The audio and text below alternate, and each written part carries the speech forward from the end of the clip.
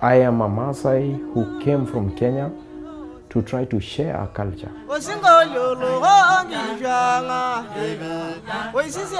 2 or 3 of my paintings portray singing.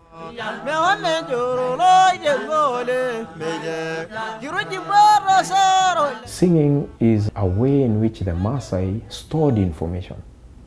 We don't have a written alphabet. We have a tonal language, a language that goes in tune with each word. And in creating a song, you told of an event, and 100 years later, an individual will sing and know what happened in a certain place to a certain individual, why, and whether it will happen again in the event that you did A, B, or C. If you look at my art, immediately it should bring a joy.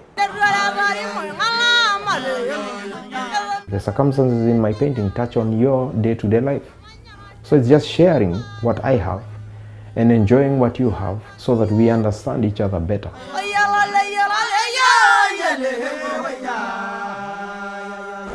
In order to be able to be a good illustrator, you have to picture the story from the point of view of the one listening.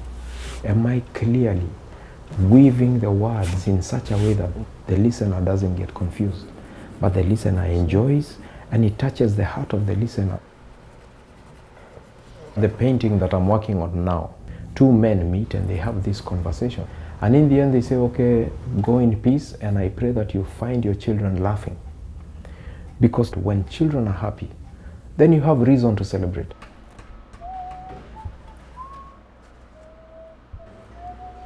Batik is an art form where you alternate between the use of hot wax and cold water fabric dyes.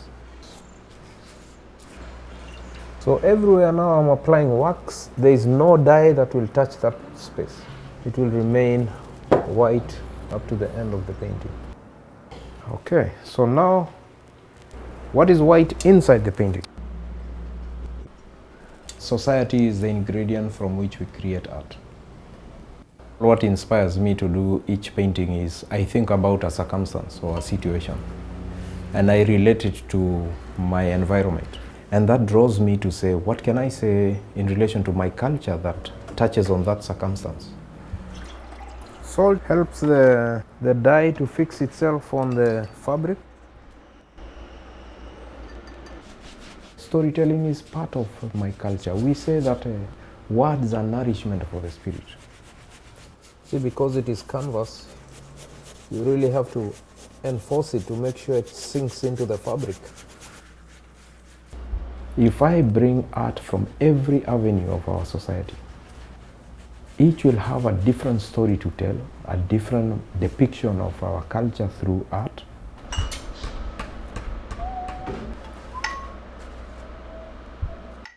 In all of us, there is something red that flows, and that is life. The blood in you is life. And so red must be a celebration of life.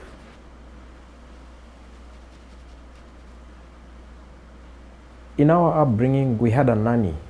After dinner, everybody would sit next to her and say, tell me a story. And she would tell you a story that had a moral lesson, so that the next day as you go out, you always relate to the story.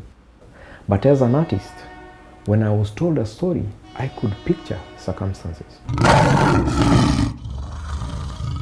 The painting with the lion and the warriors killing that lion is a story I was told when I was 10 years old by a man who actually participated in the hunting of a lion that had been coming and killing their cows. And he articulated it so clearly, I felt I was there.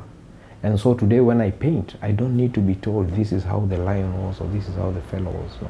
I just bring back that memory and represent it on the canvas.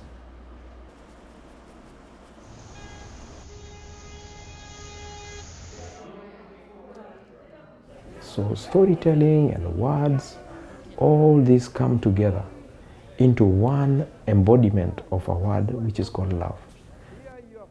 If I can nourish people with words to touch another life and make it better, then I will have fulfilled the purpose for which God put me on this earth. And if I can do that, I can be happy and the world can be happier.